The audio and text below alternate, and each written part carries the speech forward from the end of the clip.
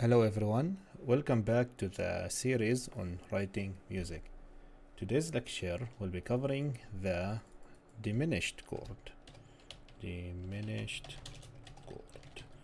The diminished chord is a little, some people have a hard time knowing how to use it, but the diminished chord is a very useful chord to use and also have very special sound to it. Now people have a hard time using it because you'll see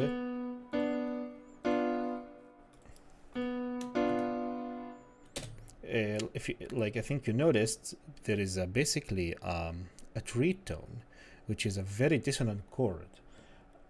Using a tritone in a context would sound hard, especially in harmonic context, would be very problematic. Um, so what people usually do is use it either to change scales, which is a very common and simple way to change scales because all the chords have the same distance away, so that makes changing scales very easy. And the other way is for basically more dissonant color. Bach used it a lot. What I like to do with the major chord is basically to break it apart. Not with this. Hold on.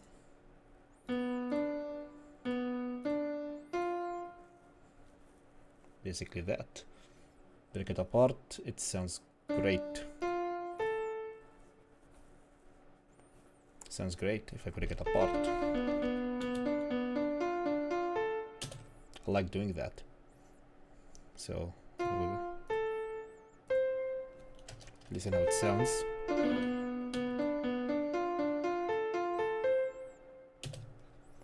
So that's a seventh half diminished chord actually, uh, half diminished chord, and to fix that, we basically and now you have a fully diminished chord. I'll explain the differences in a later video. I like it. That should be here. My bad.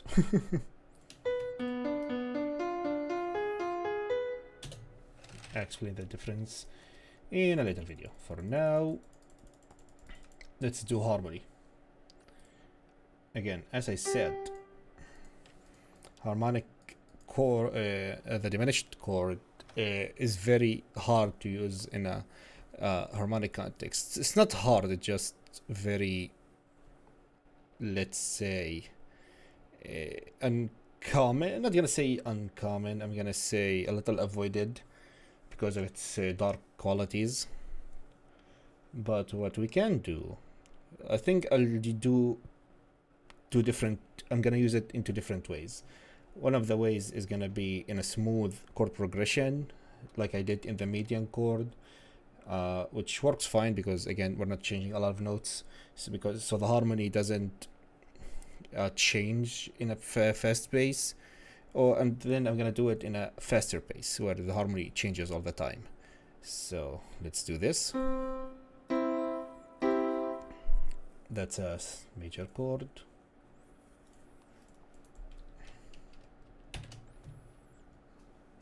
And that would be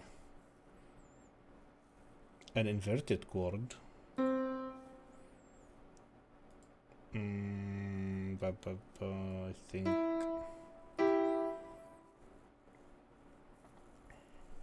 no, hold on, I'm gonna do an inverted chord. So what I'll do is, yeah, basically the G went to A, so that would be an M minor sixth, and then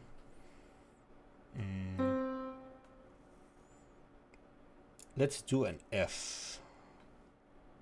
Should I do an F? Okay, I'll do an F. And you should know that this is an F second inversion, 4/6. And then let's do a second degree Wow, we're using everything. Okay, so that's a second degree. That's a D minor chord. Let's see how it sounds so far. I'm not gonna do the bass line just because I'm gonna do basic progression.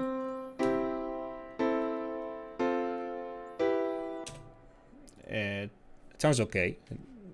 Maybe not the best, but in a case where we're doing basic chord movement, it'll do. Not the most classical ever, but what can you do? Actually, no, that's not a D minor chord. What am I talking about? It doesn't even sound like a minor chord. That's a minor chord. That's a D minor chord, my bad. Okay, so now... What do I do? That's how you know I do this stuff from scratch. I don't really think it over.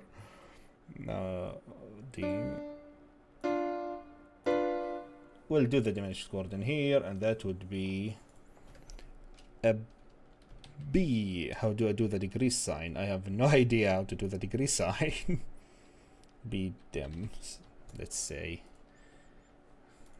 Because the diminished chord usually have a degree sign, like a small degree sign. And now I think the videos would be better if I prepare for them, but I like to do things live.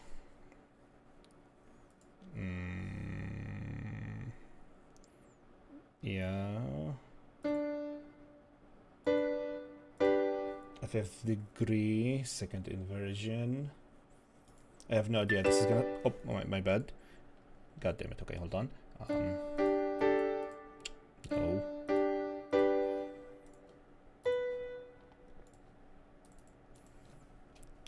G 4/6.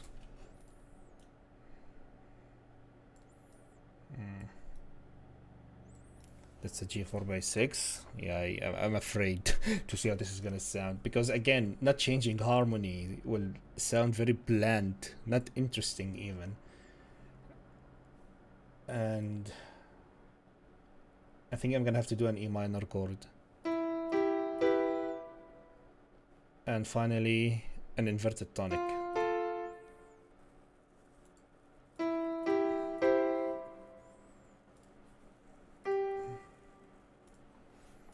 I should really prepare for my lessons.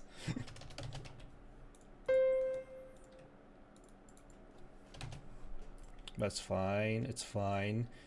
We explore and we mess up along the way. Why is that here? Hold on.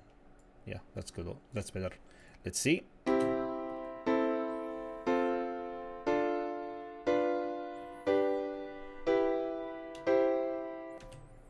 It sounds okay, actually. It sounded better than I expected.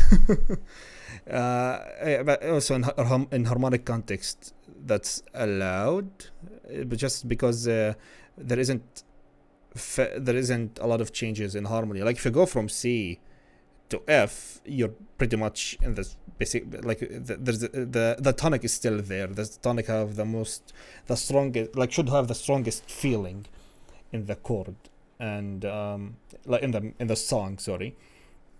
So that's there. And also at A minor, although because the A minor is a minor chord, it has a slightly different color, but still A minor has both C and E. Sorry, I mean C and E, only the A is different. The F is different. The D minor only have the D is different, and so on. So again, it sounded better than I expected, but I think I'm gonna try to do it in a less, let's say, not as smooth of a chord progression. So let's do a C chord.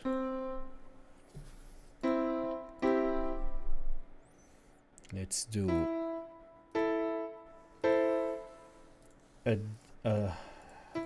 actually no.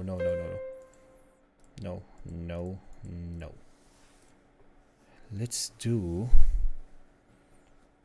a second degree inversion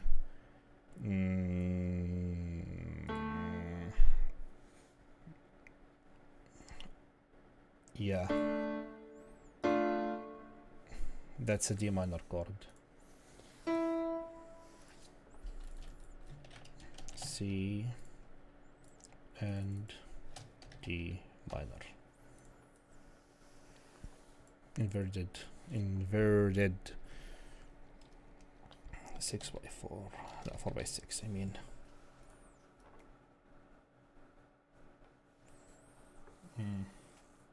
No, it's 6x4, right? Wait, I've been writing 4x6 the entire time. It's 6x4, my bad. Okay, so back to that tonic.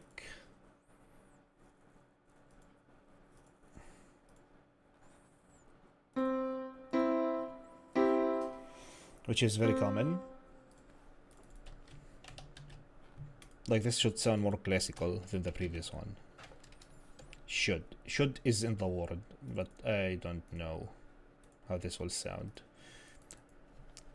If I pre-prep, maybe I would know how it sounds, but at least in my case, at least in this video, because I don't like preparing a lot. I like to be smooth with it. So you're gonna see something weird. That's a B dim, and you might say that's a parallel fifths. It's not. The distance between G and F is a whole tone. Between C and B is a half tone, so it's not parallel fifths. It might sound also a little spicy, a little out of place, feels weird as well, but should work for the time being. Might change a few things after we see how it sounds. So let's do this.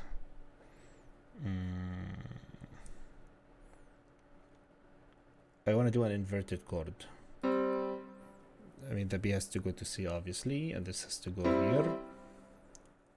And that would be a C inverted. I'm scared to hit play. Hold on.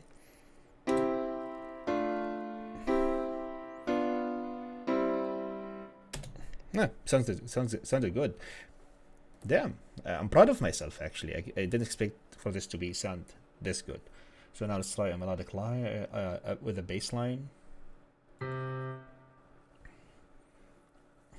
Diminished 6x4. Okay, now we have a problem. So we need to have the F actually, and remove the F from here. Yeah, that won't work. No, the F, I mean the D is here. The F is here. No, the A. I need an A. It's at 6x4. What am I talking about? So it's a 6x4. So we need an A. We need an F. Yeah, this is gonna sound horrible. This is I mean, it's technically a perfect fifth, so it might be fine. Yeah, let's see. We had an no, those are two Fs. Why am I not paying that much attention? So we have no. That should be an A. What am I talking? Oh my god! Why am I'm not focused. I'm not focused at all. God damn it. Okay, that's an A. Now we need a D and an F. Okay, a D is for sure won't work. No way in hell I'm gonna do this. Which also won't work because it's a huge leap. I guess it's a perfect fifth leap, so it's not bad. And oh my god, then this is gonna sound horrible. So a quick tip about the diminished chord, in classical context at least. Usually in chords, we, like the root note, we double it, but in a diminished chord, you never do that because the B has to go to C. And when it goes to C, and we'd have two Bs that go to C, that's a parallel octave. And that's not allowed. So what we do is do the third note because it's still a consonance and not as spicy as the... Hold on. It's a consonance and it's not spicy.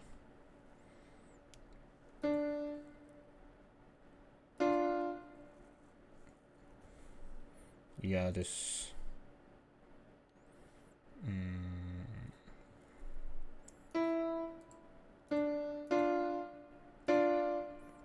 Yeah, I already know this is gonna sound horrible.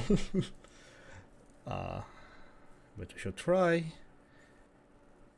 So in this case, this has to be a regular C chord because of the B.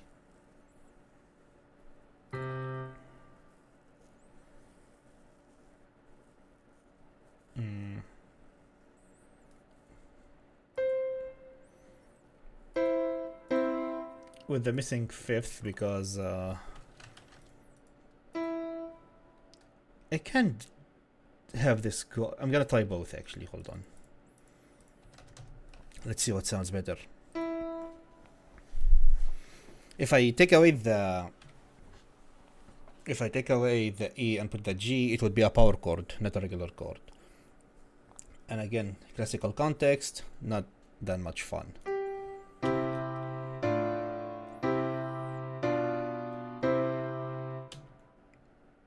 It's not as painful as I expected. Let's try this.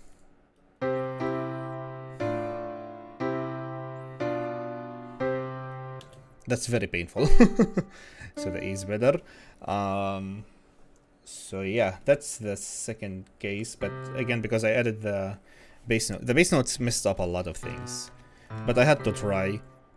So that's it about the diminished. Again, use it with care. Be careful. And but yeah, you can absolutely write music with it. Again, in a basic musical context, a harmonic context, you should be careful of the diminished and the median. The rest use at your as much as you want, but as again, classical music have certain rules on how to jump, how to solve dissonances, which we'll all cover in later videos. So thank you so much for watching, and see you in the next one.